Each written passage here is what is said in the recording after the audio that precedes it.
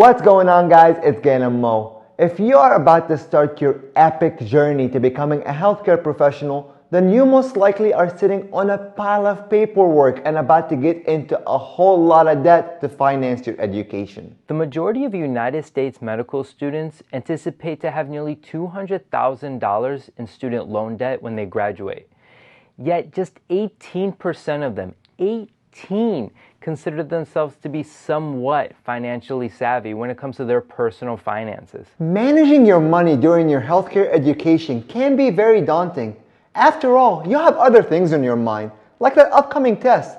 As such, your money and your finances often take a back seat to everything else. However, is it okay for your finances to be put on the back burner for now? The answer is absolutely not. You are currently accruing interest on your student loan, and let's call it an investment for your future self. However, your future self should not be paying a penalty and suffering for the investment you're making today.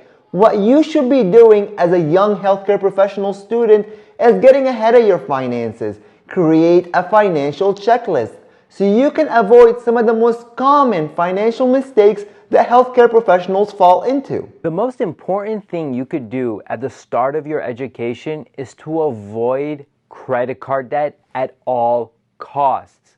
I know we preach about this nonstop, but we just want to get it through to you. Just avoid credit card debt at any given point, whether it's at the start of your education or far after. Credit card debt is the least productive type of debt that you can possibly have. Once that student loan aid hits your bank account and you see all those zeros, don't go out and start swiping those credit cards freely. Remember, the interest rates on those credit cards are significantly higher than those of your student loans. And not to mention the complications it can have on your long-term financial well-being. If there was just one piece of financial advice that we can give you and you can retain and take with you far after your education, that is, and it's really simple, there's good debt and bad debt. Good debt is student loan debt. It's an investment on yourself and on your future.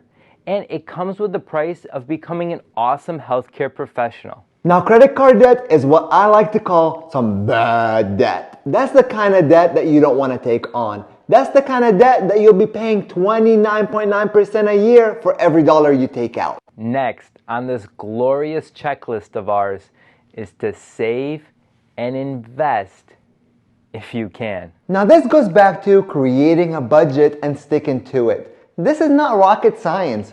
All you have to do is cut your expenses, save the difference. Over time, you'll have 3 to 6 months worth of expenses, and that will be your emergency fund.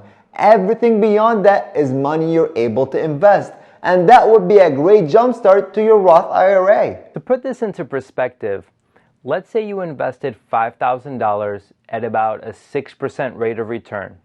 Well, that $5,000 in 20 years will be worth $16,000. Just in time for you to graduate residency or your training at that point. I'm just kidding. You'll graduate in like 18 years if you started today. But that $5,000 will be worth nearly $51,000 in 40 years, just when you're ready to retire. Excellent. Again, just kidding. Relax. That's why we're here.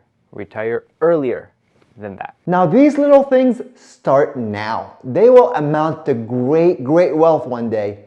Trust us, you'll come back to thank us one day. The next box to check off is minimize student loan burden.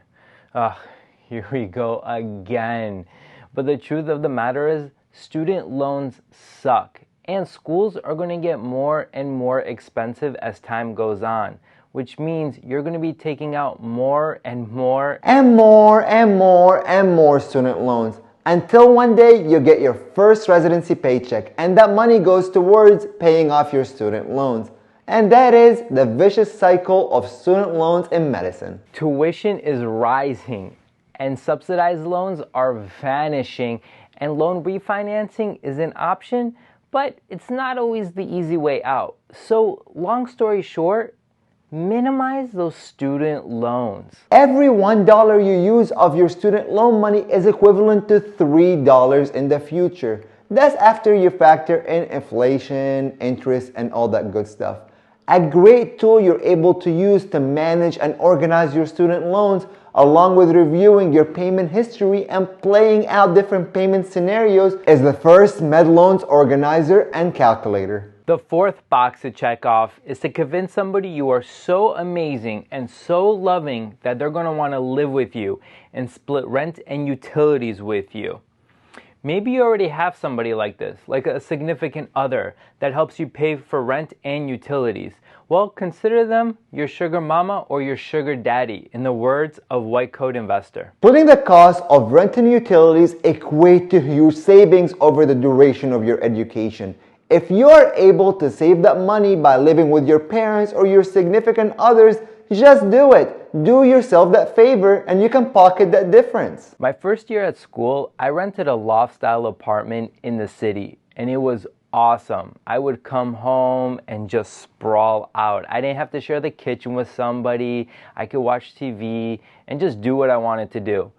But looking back, it just wasn't worth it. It wasn't worth the financial burden and the headache that it truly caused me, especially since I was paying for the rent and utilities with my financial aid money. So don't make that mistake. Now remember, it's much easier to live like you're poor and actually be poor while you're still young and a student than having to do it when you're older. The worst thing you can do is not sacrificing and living like a student while you're young, and then having to do it later on when everybody around you is enjoying the fruits of their labor. Always be on the lookout for different scholarships and programs that can help you subsidize some of that cost of your education. There are plenty of organizations out there who are willing to pay for your tuition as long as they get a commitment from you.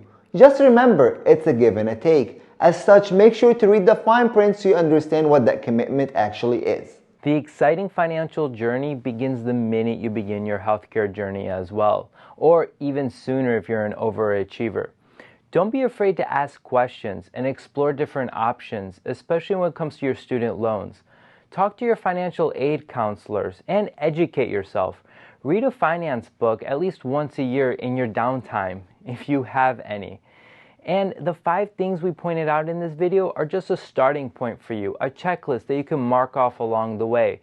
But before you begin this crazy roller coaster of a ride, just move your button over to that like button and then a little bit down to the subscribe. It's that red button.